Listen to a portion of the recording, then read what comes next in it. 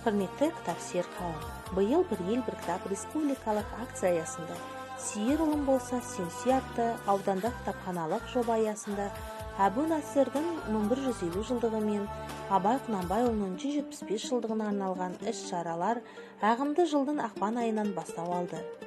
Аталған жоба аясында жоспарланған Әбу Насыр әл-Фарабидің даналық сөздеріне арналған челлендж 26 маусым айынан бастау алып, 2 ай жалғасты.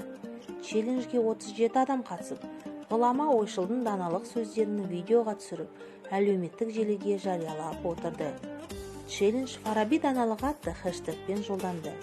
Аталған хэштегті әлеуметтік желіден көрген аудандық орталық модельдік кітапханамыздың тұрақты оқырмандары қатысуға ниет білдірді. Алайда жолдаған челленджге қатыспаған да оқырмандар бар. Челленджді қолдап, басқа да аудандар қатысып белсенділік танытты. Қазіргі таңда әлі күнге дейін челленджімізді Қарқаралы ауданында жалғасын табуда. Қанша уақыт өтсе де, ғұлама ойшылдың айтқан дана сөздері әлі күнге дейін өзектілігін жойған емес. Қазақтай елі барда әлемнің екінші ұстазы атанған әл-Фарабидің нақыл сөзі мәңгі жасай береді деп сенеміз.